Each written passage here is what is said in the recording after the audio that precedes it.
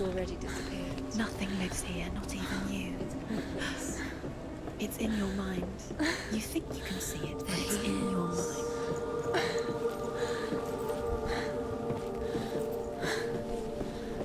Where's the tree? There he was, Where is he? the lone figure of a boy. He's there, under the tree. Swordplay under the shade of a tree. See him?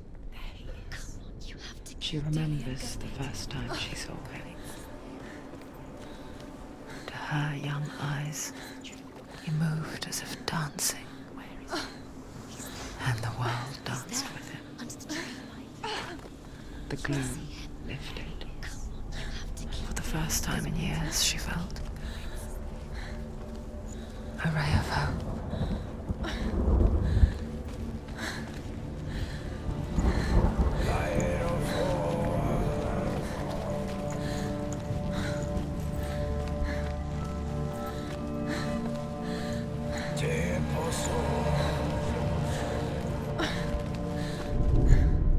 The Northmen tell of a great hero.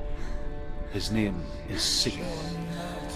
His father's hall was built around a great tree, and one day, Odin comes and thrusts a sword into the tree, a gift to whomever can release it. Many try, but the sword only comes out with Sigmund's touch. His brother-in-law, King Sigurd, wants it, but Sigmund refuses him, so King Sigurd plots revenge. He invites Sigmund and his brothers to a feast, but when they arrive, they are met with an army, not a warm welcome. King Sigurd captures Sigmund and his brothers, steals his coveted sword, and readies them for execution.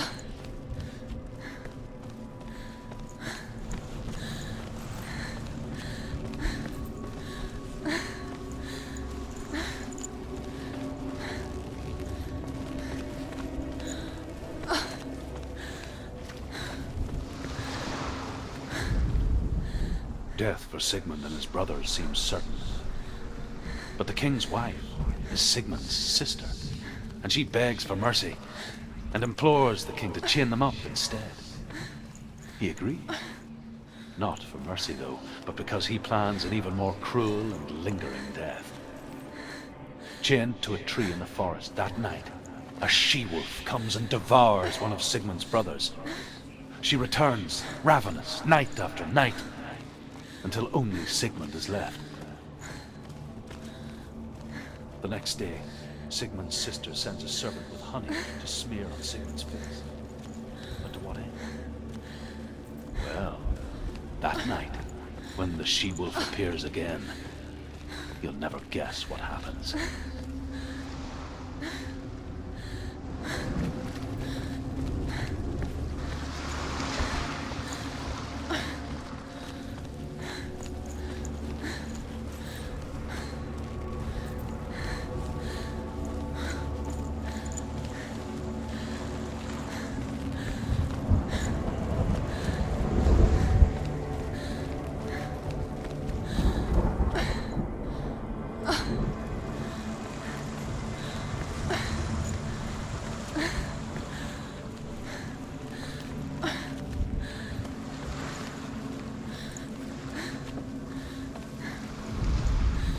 As the she-wolf licks the sweet honey from Sigmund's face, he bites the wolf's tongue. The she-wolf pulls away, but Sigmund holds on. The chains break, and he is free. After his escape, Sigmund lives like us, hidden in the forest. His enemy, King Sigurd, believing him dead, as his sister plots revenge. And for vengeance to succeed, even the great Sigmund needs help. So she sends her sons to him. But their blood is weak and corrupted, and they're put to death by Sigmund. So his sister hatches a new plan, one that is cold of heart and pure of blood.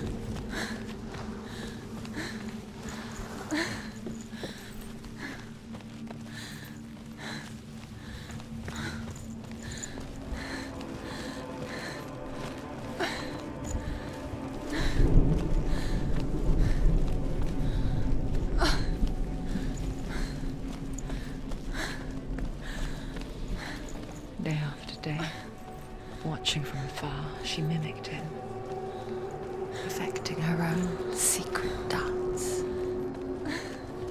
wishing those fleeting moments of light would stretch out to last forever. It's a trick. It's an illusion. It's not real. Do you really think it's real? You want to believe it's real, but it's a trick. You're deluded. Where are you going? Where is she going? What is she following? You can't even fight. It's just deception.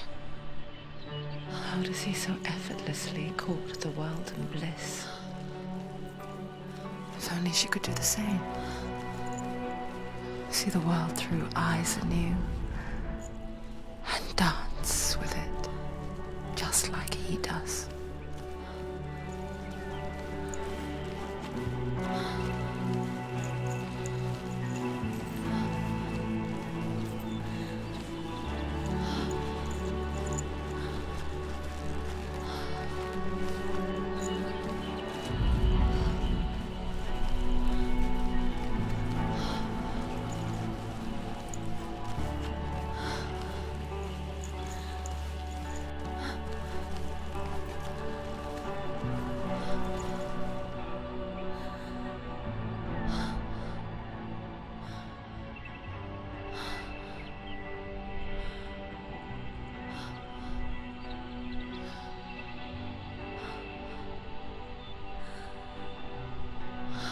What's your name? Senua. I haven't seen you before. I don't leave home much. Oh, Zenua's daughter. I have to go. Wait. Who taught you to fight like that? No one. No one. Well, I watched you, and You learnt all of that from watching me? You should become a warrior, you know. me? I'm Dillian. I'm here for the warrior trials. Just come and watch. And bring your sword. You can't put it into words. That moment when you look into the eyes of the one who's supposed to reassure you, make you feel safe. It only takes an instant. Fear swallows you before you have a chance to make sense of it. And darkness becomes a part of who you are. You killed him. But her world changed the day the Northmen took him from her. Senua knows that there's no going back to how things were. That there's nothing to go back to at all. Stay still, stay quiet, hide, don't tell her. Their gods can see into your mind. They will use this power to destroy you. They won't stop me. I can still feel him. Whatever's left of him, they will never let him go. I'm not gonna let him rot here. You're the one rotting here. Leave me alone. You will die here. No. And all your suffering will have been for nothing. Shut up!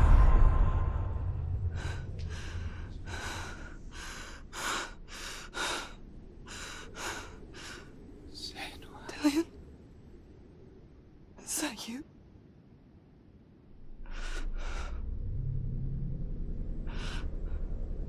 I'll find you, my love. I promise.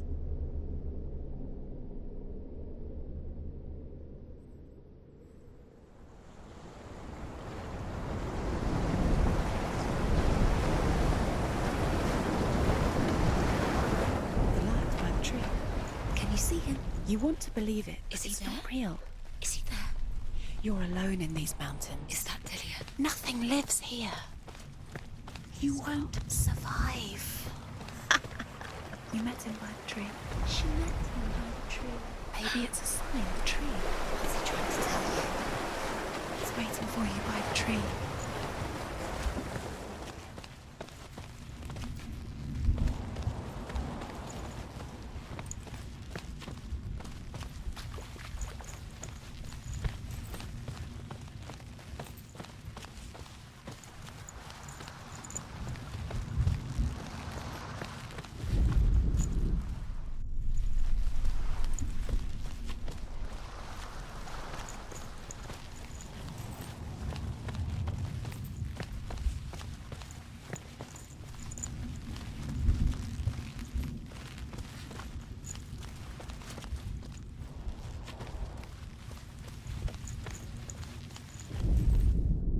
Sigmund's sister trades shapes with a sorceress, and in disguise, she lies with her own brother.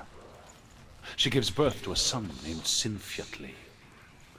After a time, she sends him to the forest to Sigmund. He tests the boy and finds him strong and fearless, and so they go to take their vengeance on King Siggeir. But luck is not on their side. They're captured, and Siggeir has them buried alive.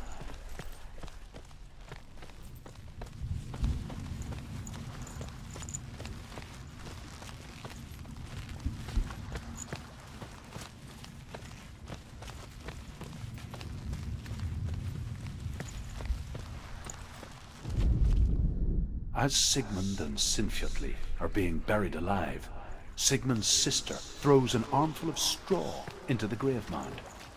Hidden in the straw is Sigmund's sword, the gift of Odin.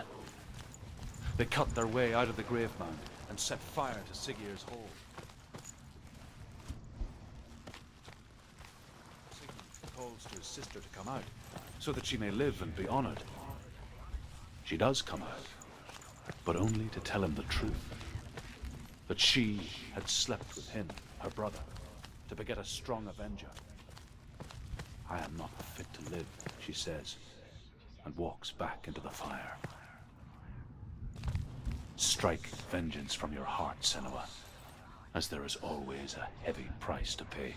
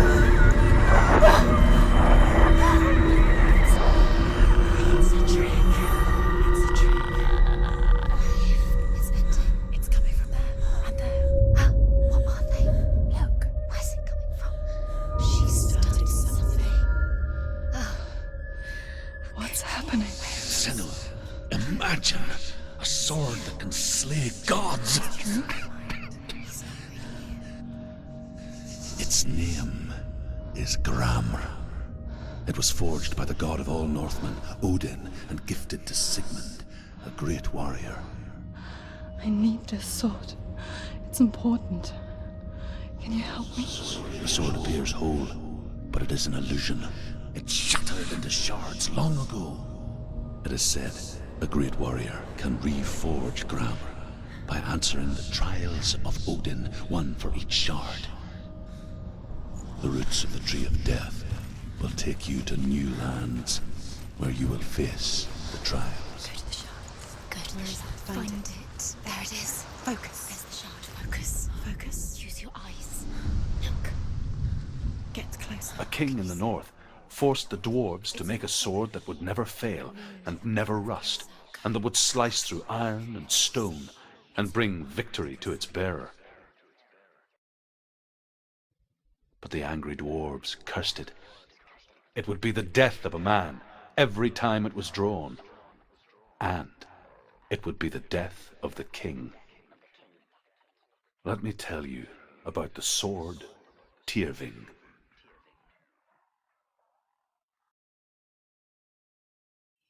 I don't recognize this place. Where are we? Where is she? It feels wrong. Where are we now? Burial mound. So strange that we go to such lengths to bury death. Something so very ordinary, inevitable. It's as if we conspire to hide death, because we have no answer for it. But when it comes and forces itself onto our friends or loved ones, then comes the reckoning. Born after he was killed, She's a wild, willful child who teaches herself to fight. Senua, you remind me of a story that the Northmen tell about a young woman warrior. Her name is Herver, the daughter of a berserker born after he was killed. She's a wild, willful child who teaches herself to fight with weapons.